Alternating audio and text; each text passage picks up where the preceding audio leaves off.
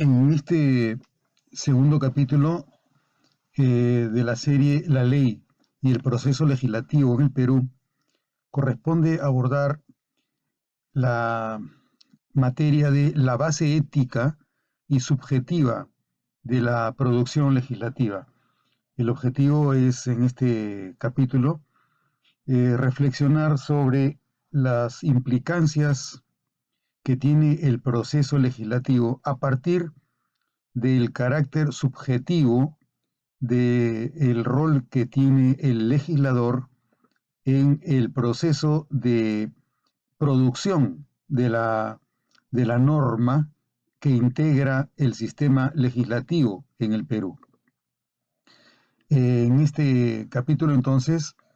vamos a presentar algunas de las preguntas que es posible formularnos en relación con el vínculo que debe existir, que puede existir o que puede no existir entre la dimensión ética en el ejercicio de la actividad política y el ejercicio del poder a partir del cual se tiene la potestad de decir qué es ley en representación del sujeto titular del poder político, que es la comunidad. Entonces, eh, para examinar esta materia es preciso tener presente que estamos hablando de 4 tópicos específicos. Hay una decisión legislativa que es a la que llega el legislador o los legisladores que integran la Asamblea de Representantes, un legislador que ejerce el poder no porque sea titular del poder, sino porque lo hace en representación de la comunidad que le confía su competencia para decir cuál es la ley con la que quiere gobernarse, y por otro lado la dimensión ética en la que se encuentra el legislador, que debe mantener una relación de cuidado, de tutela del bien que deja en sus manos el titular del poder, de manera que no ocurra que su actividad legislativa se desarrolle privilegiando intereses ajenos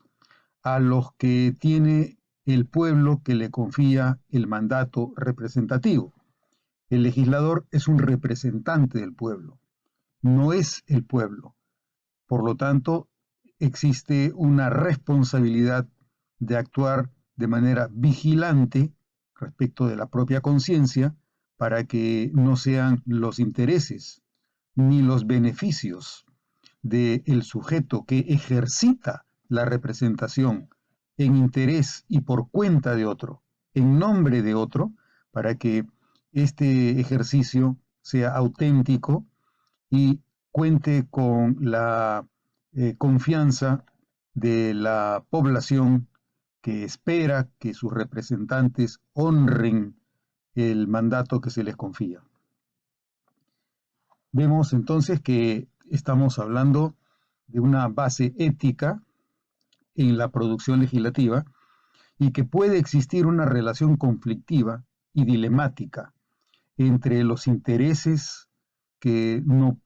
que pueden no dejar de estar presentes en la actividad legislativa o los beneficios que puede representar al sujeto individual el desempeño de una actividad que debe realizarse para otros y no para sí mismo, y los valores que son inherentes al sistema político, que se espera que sean alcanzables y cumplibles por quien el pueblo elige para que sea posible un gobierno democrático. Existen entonces valores y principios que pueden estar en conflicto con los beneficios privados a partir del ejercicio de las competencias de los actores que deben vigilar que sus intereses particulares queden sujetos, queden subordinados, queden dominados por el espíritu ético en su desempeño. El ejercicio del poder supone entonces una dimensión política, que es donde el poder se afirma, y suponen también una dimensión ética, que está en la base del mandato que la población le confía a quien podría desempeñarse de manera equívoca, negando los principios y los valores que están en la base del sistema político. De ahí que quepa hablar que en el ejercicio del poder hay una autoridad que emana de la dimensión ética. Hay una autoridad del poder. La autoridad del poder es el desempeño de la función legislativa para honrar al sujeto que es titular del poder. La autoridad emana de la responsabilidad,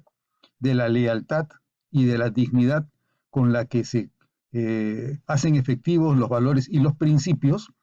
que están presentes en el ejercicio del poder. Así como tenemos una autoridad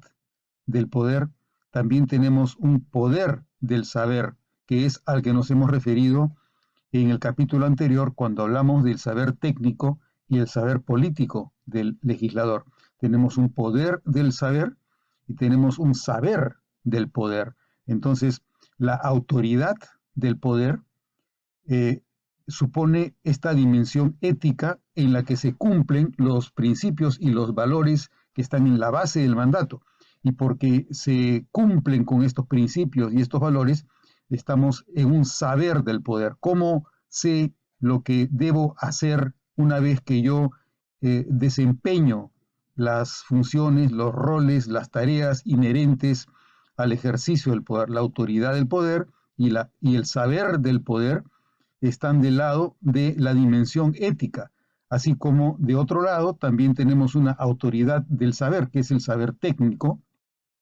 a la que le corresponde el poder del saber. Hay un saber del poder y hay un poder del saber. La diferencia entre uno y otro está en el diferente rol en el que se deben cumplir las funciones legislativas. El legislador tiene autoridad para ejercer el poder, pero en la medida en la que su autoridad para ejercer el poder quede respaldada también en la autoridad del saber con el que procede, es decir, si sus decisiones son adecuadamente informadas, si ha gestionado la actividad legislativa con el conocimiento indispensable basado en una pluralidad de fuentes, basado en una depuración de la información de primera mano que se va contrastando con la opinión de expertos, de especialistas, así como con los agentes o con las personas involucradas en el proceso social que es afectado mediante la intervención legislativa. En esa medida, el legislador actúa con esta autoridad del saber y a partir de la autoridad del saber cuenta con el poder del saber que le permite actuar y desempeñarse correctamente siempre que utilice el poder de conformidad con este saber. Estas son las implicancias entonces que existen entre la dimensión política y la dimensión ética, en donde la relación conflictiva y dilemática entre los intereses privados del legislador, sus posibles beneficios individuales, particulares del legislador, están sujetados, están subordinados a una dimensión superior que está en la base del ejercicio del poder que se desempeña y que se ejercita por cuenta, en interés y en nombre de otro. En la base de esta relación basada en el ejercicio del poder, en la autoridad del poder, en la autoridad del saber, en el poder del saber y en el saber del poder, tenemos la estructuración del proceso activo del legislador a través de una ley que es la ley del deseo. ¿Qué es lo que cabe que desee el legislador? El legislador está afectado por sus propios intereses, por sus propios beneficios, y en la medida en la que se ha estructurado correctamente ese deseo, tenemos una ley que saldrá, que será producida, que será fabricada como consecuencia de la manera en la que se haya estructurado el deseo de ley del legislador. ¿Qué cosa es lo que el legislador desea que sea ley? Esta ley que desea el legislador que se produzca, que emerja, que aparezca, que se materialice en un texto con carácter normativo. Esta ley ha sido una ley que el sujeto ha producido a partir de una estructuración correcta de su deseo, en la que el deseo del legislador ha integrado la dimensión ética con la dimensión política, la dimensión moral con la dimensión del ejercicio del poder. La ley del deseo es la que nos va a determinar la calidad de la ley que fabrica el legislador. La ley deseada es por eso dependiente, la ley deseada es dependiente del deseo de ley, de esa ley que estructura la conciencia del legislador. Si la conciencia del legislador está bien estructurada por un deseo de ley en el que se integre los principios y valores que están en la base del mandato representativo, esta estructuración del deseo en el legislador generará una ley con calidad porque será una ley deseada conforme a los valores y a los principios de nuestro régimen constitucional. Si la ley es deseada, el deseo del legislador bien estructurado será un deseo legalmente estructurado del sujeto. El sujeto, el legislador, habrá legislado de acuerdo a una ley del deseo en la que la dimensión política y la dimensión ética han quedado armoniosamente relacionadas a través de la actividad del legislador. La ley deseada, por eso, es una ley que es estructurada a través de una comunicación que es copiada a toda la comunidad y que reproduce el deseo del sujeto que desea la ley. Si el sujeto que produce la ley ha estructurado su deseo conforme a estos principios y a estos valores, esa ley deseada, esa ley fabricada, esa ley producida, esa ley que ha aparecido en el mundo externo como consecuencia del desarrollo del deseo en la subjetividad del representante o del legislador, será una ley que, porque ha sido estructurada correctamente en la conciencia del legislador, esa ley deseada estructurará, comunicará y copiará esa ley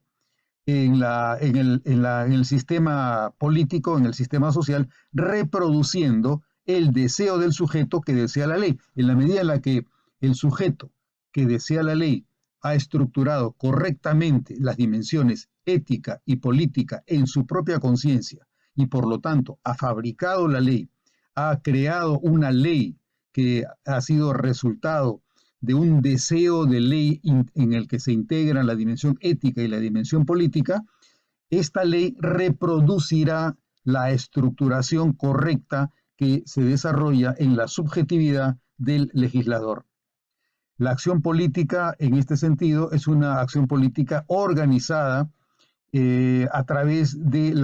una correcta estructuración de la ley. Este es a lo que le podemos llamar el régimen de la ley del deseo. Los sistemas de comunicación son cadenas de transmisión del poder. Si el sujeto legislador ha estructurado su deseo de ley, integrando y armonizando la dimensión ética con la dimensión política, la comunicación y reproducción de la ley servirá para mejorar la condición externa de la realidad en la que interviene el sistema legislativo, porque se comunica un deseo de ley correctamente constituido en la conciencia del sujeto, del legislador. Pero tenemos casos patológicos, tenemos casos en los que la relación entre los intereses y los beneficios en la conciencia del legislador no se armonizan y se mantienen en un carácter conflictual o dilemático. En este caso puede ocurrir un supuesto como el que tiene que ver con el interés especial que tiene el legislador de utilizar la función para un beneficio personal. Este circuito se produce cuando el legislador es estructurado por la imagen que él vende, la imagen que él vende de sí mismo. Es una lógica de alienación en el deseo de otro. La legislación en este caso no es una legislación que obedezca a la armonización entre el mandato de representación que debe desempeñar el legislador, sino que se basa en la superposición de un interés particular mediante el cual el titular del poder, que es el pueblo, que es la comunidad, que es la colectividad, queda alienado en el deseo de otro. ¿De qué otro? Del legislador que usurpa el carácter representativo de la función que debe cumplir porque privilegia su propia imagen o sus propios beneficios o intereses. En este rol se encuentra el representante que busca contactos en los medios para generar una mayor presencia mediática de sí mismo, porque busca su propia imagen, busca producirse a sí mismo ante la comunidad antes que representar a esta comunidad que en realidad llega desvalida al escenario político cuando se entrega totalmente la confianza del pueblo y de la comunidad mediante el acto electoral para el desempeño de tareas que deben realizarse por cuenta e interés de la comunidad a la que debe representarse. Cuando el legislador se preocupa por determinar qué dicen los medios de él, cuántos puntos de rating ha mejorado en la aprobación que el pueblo tiene de su gestión, cuando se preocupa más de su propia imagen que de la calidad de los productos mediante los cuales se genera el bienestar, el beneficio y el valor agregado a la comunidad. Cuando esto ocurre, el legislador opera incorrectamente porque antepone la importancia que tiene para él una imagen narcisista de sí mismo ante la comunidad para beneficio y engolosinamiento de su propio rol reproductivo, de su propia ganancia, de su propio gozo en la aparición ante la fama del público. Esto es lo que debilita, daña y lesiona el carácter ético de la representación. Cuando esto ocurre, el legislador es estructurado por la imagen que de él se tiene. Lo que le preocupa es la reproducción de la imagen de sí mismo, de manera que su trabajo ya no es un trabajo que sirva para agregar valor a partir de la transformación de una demanda de intervención representativa y legislativa para producir o fabricar un objeto que mejore la calidad de la convivencia en el sector colectivo de la sociedad. El deseo del legislador queda estructurado por una cadena de imágenes que definen lo que debe desear. Cuando el principal interés del legislador es su propia imagen, el legislador es un legislador perversamente colonizado por la ley reproductiva de la comunicación y de la imagen mediática. Este es un caso de el papel inconveniente, incorrecto y perverso con el que puede llegar a ejercitarse la tarea legislativa cuando no se armoniza apropiadamente la dimensión ética con la dimensión política y el poder se usa no para cumplir valores y principios inherentes al carácter democrático, representativo y constitucional de nuestro sistema político, e inversamente se utiliza todo el sistema para colonizar la colectividad con la imagen del legislador que privilegia su propia individualidad, su singularidad, su particularidad, su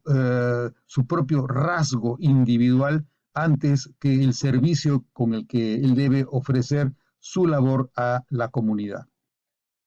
Por eso la pregunta es, ¿cómo desea la ley el legislador? como la desea. La desea a partir de un deseo estructurado conforme a valores y principios propios de la dimensión ética del mandato representativo, o lo hace a partir de intereses o beneficios particulares. Lo central es encontrar que la huella fundamental de una ley primordial ordena y garantiza el deseo de alcanzar esa ley que está más allá del interés y del beneficio del legislador. Esta ley fundamental es la que se aspira a alcanzar, a la que se aspira a fabricar, la que se aspira a producir. Toda ley finalmente es una ley incompleta porque se inventa y está hecha con una falta, que es la ausencia de esa ley que ordena y que estructura a toda la sociedad. Esta ley no alcanza a la ley primordial que está en la base y está en el sustento de la actitud ética. No alcanza la ley primordial imaginada. Es finalmente una ausencia, de fundamento la que genera la búsqueda del fundamento. La ausencia de esta dimensión ética es la que fundamenta que la actividad del legislador sea una actitud ética, porque no tengo lo suficiente en mí, porque me falta a mí mayor fuerza ética, es que busco afirmar el carácter ético de mi actividad legislativa, de manera que esta ley primordial e inalcanzable, una ley incolmable, una ley que está fuera de mi capacidad efectiva de agotar, es inagotable esta ley, porque no la tengo, es porque la busco, porque la pretendo y porque trato de que se materialice en todos los intentos de producir mejor la ley desde que estructuro mejor mi deseo de ley, el deseo de que mi actividad legislativa no sea parte de esta ley primordial, que es esta ley que nunca será alcanzada porque es una ley ideal. El deseo ideal de ley es insaciable e imposible de cumplir. Sin embargo, porque se reconoce que es insaciable y porque es imposible de cumplir, es porque se sigue deseando, es porque siempre se encuentra en esta disposición de saciar lo insaciable de la ley. Esta es la garantía de que el mandato será un mandato éticamente bien concebido. La ley universal, por eso, es una ley ideal e incolmable e inalcanzable. Es una ley en la que el representante del pueblo es un representante de una representación anatópica e irrepresentable. No nos podemos imaginar lo suficiente que es lo que nuestro pueblo quiere. Por eso es que tenemos siempre el deseo de colmar la voluntad de ese pueblo que espera que el mandato representativo sea un mandato éticamente fundado y estructurado. Pero en sí mismo este mandato es incolmable, es inalcanzable, es inagotable, es insostenible, es intangible. El vacío de ley es un espacio pendiente de habitación por el sujeto al que se dirige. Tenemos un gran vacío, tenemos una gran falla dentro del sistema, porque es imposible que el pueblo se represente a sí mismo, porque el pueblo es irrepresentable y los representantes nunca llegan a representar plenamente esta representación del pueblo. Nos encontramos ante un fenómeno anatópico, es inubicable, pero a la vez que es inubicable, ese mismo espacio espera y busca nuestra habitabilidad. Esa habitabilidad siempre es perecedera, es temporal, es provisional. La ley es una ley provisional porque está constantemente fundándose en un mandato de ley en el que los principios y los valores siempre buscan de afirmarse, aun cuando es imposible que cualquier ser humano los cumpla plenamente. En todo deseo de ley, por eso, queda un resto, queda un residuo que nunca se alcanza a satisfacer. El objeto deseado de la imagen del legislador, por esto mismo, es puro semblante, es pura apariencia, es puro rostro, es un rostro que se presenta pero que no tiene el suficiente el respaldo para afirmar que se trata del sujeto representado. Es el rostro de un legislador que representa a todo el pueblo, pero ese pueblo total no puede ser adecuadamente representado por el legislador. Detrás del semblante del legislador finalmente no hay nada. El representante representa, pero representa con un desempeño del cual él no puede tener la certeza que el pueblo está contento o no está contento, porque el pueblo como un sujeto concreto es y no solamente inubicable, sino indetectable, irreconocible. No existe una identidad entre el legislador y el pueblo al que representa en la acción legislativa. El rasgo que nos da identidad detrás de la imagen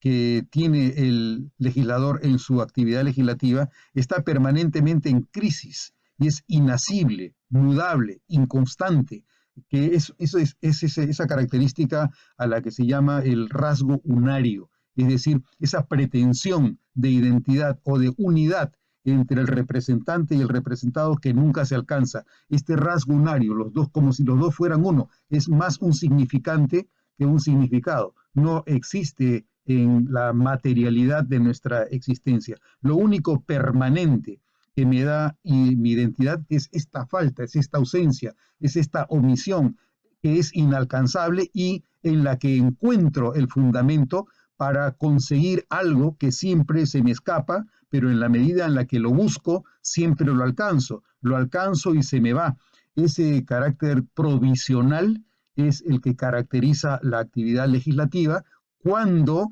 el sujeto estructura su proceso y su actividad legislativa a partir del reconocimiento que la suya no es una actividad permanente ni que él posee el mandato. El mandato representativo nunca es poseído plenamente por el legislador. Por eso la pregunta, ¿qué legislador es ese cuya acción se establece y decide según el deseo de otro? Es un deseo de otro que es representado en la mente del legislador y a partir de esa representación nunca se puede alcanzar la realidad más que como una pretensión de representación de un pueblo que no se conoce. Es el desempeño donde se concentra la única garantía de que hay algún grado, algún nivel mínimo de representación que es el que tiene a su cargo el legislador. ¿Qué clase de ley es esa ley elaborada, definida y aprobada para atender el deseo de otros que están solo en la representación que del pueblo tiene el legislador cuando trata de desempeñarse, cuando trata de cumplir con el mandato legislativo desde los principios y los valores de un mandato que le viene impuesto como consecuencia del compromiso y de la responsabilidad con la que asume la obligación y la tarea de representar al pueblo. ¿Qué ha perdido el legislador que busca este deseo de complacer el deseo imaginario del otro, mediático, demoscópico? Ahí está la perversión, ¿no? La perversión es el momento en el que el propósito del legislador ya no es cumplir con el mandato que está en la base ética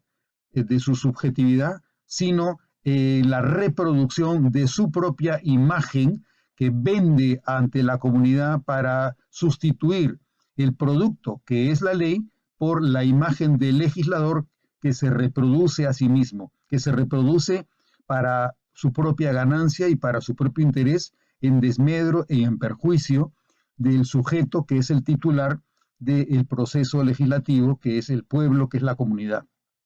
Por eso la última pregunta es, ¿qué calidad de leyes son las de las que se elaboran y aprueban según la imagen proyectada en los medios o el rating? Obviamente, ahí nos encontramos con los límites con los límites del mandato que debe cumplirse según unas expectativas y unas reglas de convivencia que están en la base de la confianza con que el pueblo deposita a quienes elige para que actúen en su representación. Entonces, en este límite es en el que nos encontramos cuando eh, eh, llegamos al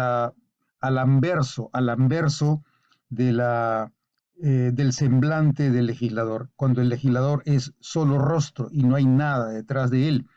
porque lo que le preocupa es su propia imagen, su ganancia personal o el rol que tiene en las encuestas de opinión. Ese tipo de acción o de actividad no reúne las condiciones esenciales para que la legislación que tiene la misión de producir, de fabricar y de entregar a esta sociedad que lo elige, cuando este legislador no cumple, este legislador pervierte ese mandato, se engaña a sí mismo y pretende engañar a la comunidad con un desempeño equívoco. Por eso es necesario desmontar el carácter representativo del legislador para desentrañar qué hay en la base de la construcción de su proceso legislativo, qué pulsiones son desde la que el deseo del legislador produce la ley. ¿Son las condiciones del mandato ético, de la dimensión ética, o son las condiciones de los intereses y de los beneficios particulares que tiene el legislador en ejercicio del mandato? ¿Cumple la ley que produce con su finalidad estructurante de la subjetividad del deseo del sujeto colectivo? ¿Son las leyes que finalmente se aprueban mediante el proceso legislativo, siguiendo todas las reglas, son esas leyes capaces de construir la ley en la colectividad, o reproducen más bien ese deseo del sujeto que busca satisfacer su propia imagen, dependiendo de cuál haya sido la perspectiva desde la que estructura su deseo el legislador? Será que resulte que la ley que produce será una ley capaz de reproducir la ley en la colectividad, o por el contrario, la defraudación de la calidad legislativa que genera una actividad perversa del legislador será la que generará condiciones negativas como la falta de respeto o la falta de valor de la ley, porque no se ha arraigado en los valores y en los principios constitucionales que se supone que están en la base de toda la actividad representativa. ¿Qué tipo de sujeto desea y qué tipo de ley deseada estructuran y reproducen el deseo del sujeto en el Perú? Esa es la pregunta que está en la base del proceso legislativo. Cuando el legislador cumple únicamente con la búsqueda de la satisfacción de su goce como personaje mediático, en la que el eje es su propio narcisismo, el engolosinamiento con su ego, cuando nos encontramos ante esa situación, la calidad de la ley obviamente es nula. Pero cuando, reconociendo la falta que está en la base, la ausencia que está en la raíz del proceso legislativo, es lo que lleva a afirmar el carácter provisorio de una ley que siempre será inalcanzable, incolmable, inubicable. Cuando nos encontramos en esta alternativa, siempre es posible la actitud ética, porque no importará tanto la satisfacción del goce individual del legislador, cuanto la búsqueda de una ley que está llamada a ordenar los principios de convivencia dentro de la colectividad. Están disociados en el proceso legislativo el deseo de ley y la ley del deseo, reconociendo que ambos son conceptos que pueden ser antitéticos. Nos encontramos en la ley del deseo cuando lo que prevalece es la satisfacción del goce del sujeto, pero nos encontramos con el deseo de ley cuando lo que prevalece es la estructuración ética del comportamiento del legislador que genera valor frente a la demanda de intervención legislativa para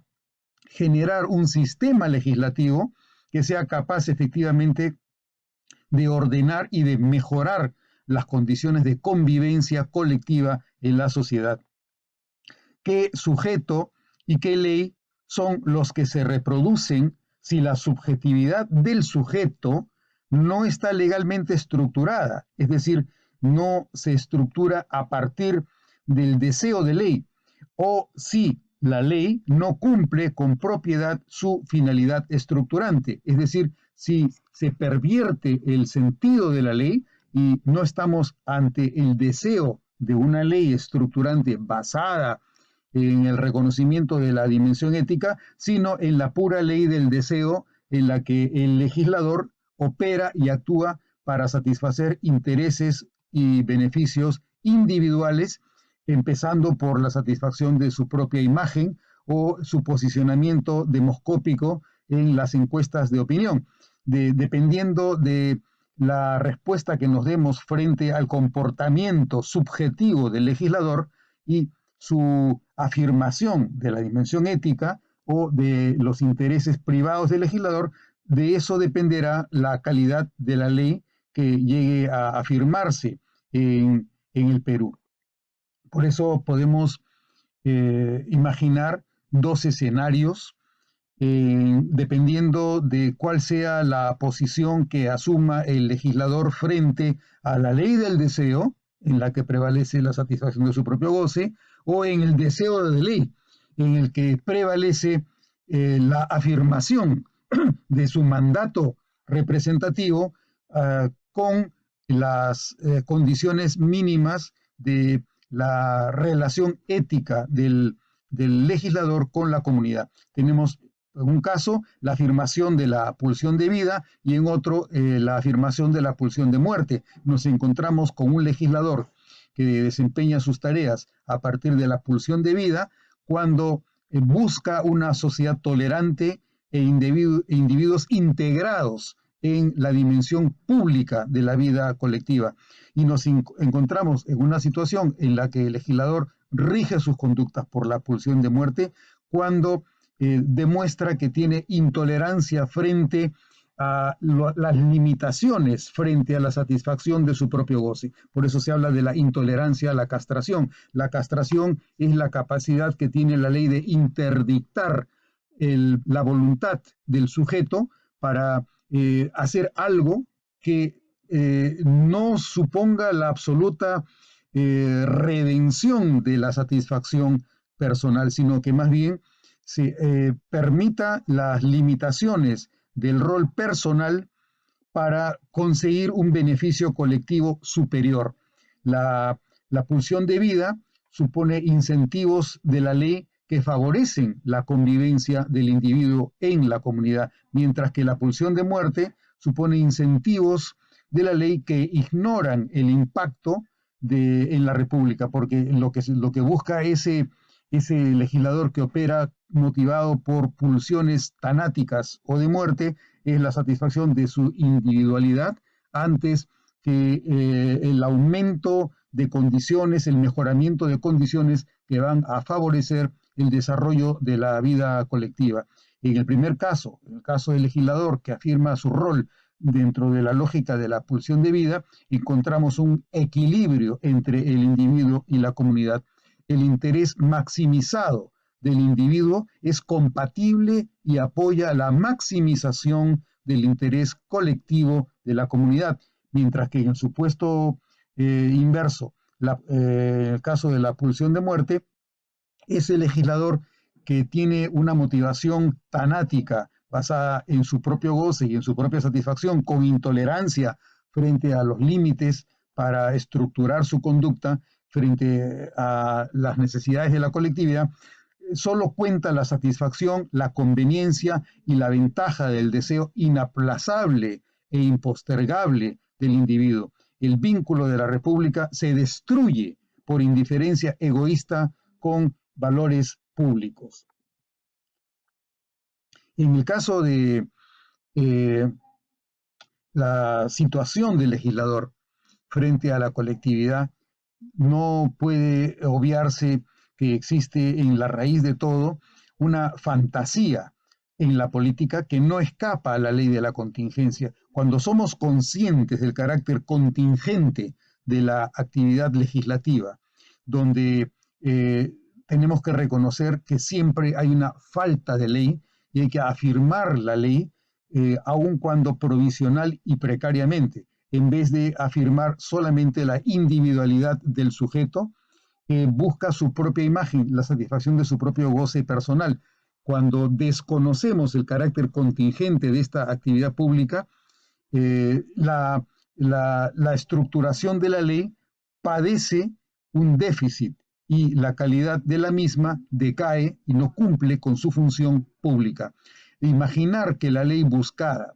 es técnicamente posible sin aceptar su carácter elusivo es desconocer nuestra contingencia y la de los productos legislativos.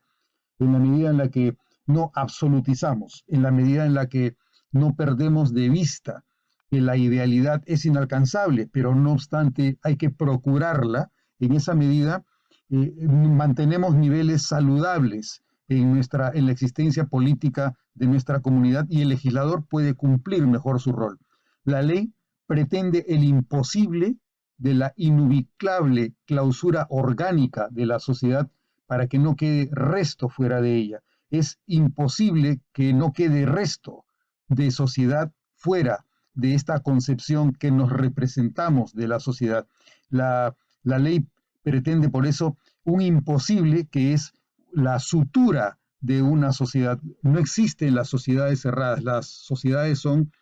permanentemente abiertas y en la medida en la que reconozcamos sociedades abiertas, el mandato de representación siempre es un mandato que resulta incumplible, pero cumplible en la medida en la que la parcialidad del cumplimiento y la aproximación al cumplimiento permite un carácter provisional con el que se agrega valor. No existe no existe sino como un objeto imaginario y fantasioso la posibilidad de afirmar que hemos cumplido con una promesa que en realidad no es nunca alcanzable. El objeto de la ley es afirmar un tipo de sociedad, no obstante el carácter disociado de todos los grupos que la conforman y el carácter fragmentado de los individuos que los integran. No hay sociedad homogénea, las sociedades son heterogéneas, está integrada por individuos diferentes. La vocación de unidad es es un deseo, pero no es una realidad. Nos aproximamos a la unidad a partir de la disposición con la que los miembros de la comunidad encontramos que mejoramos con objetivos comunes, donde hay objetos que consensuamos en la medida en la que no reconocemos que no somos homogéneos, sino que más bien estamos afectados por nuestra heterogeneidad y nuestras diferentes actitudes y visiones y racionalidades. En esa medida, el proyecto social es un proyecto más satisfactorio que cuando pretendemos o asumimos que somos homogéneos y que una mayoría puede cumplir con las expectativas de toda la sociedad. Las sociedades políticas, las sociedades modernas están constituidas por poblaciones que no están homogenizadas, que en su base tienen la fragmentación, tienen una dimensión esquizoide porque se separan, porque no están todas unificadas bajo una misma fusión. No existen las fusiones en las sociedades democráticas porque cada individuo tiene su propio proyecto y cuando los proyectos se suman a partir de una disposición de buscar objetos en los que nos unimos y en los que aumentamos y ganamos un poco más de nuestra satisfacción, la convivencia se hace más posible. La ley que no cumple la constitución subjetivamente productora de vida política no es ley, es solo una regla arbitraria de carácter operativo cuyos contenidos positivos son manipulados por un deseo desacoplado de la comunidad. Estos deseos desacoplados de la comunidad son los deseos del legislador que antepone la satisfacción de sus intereses egoístas y de su propia imagen antes que la satisfacción de los intereses de la comunidad.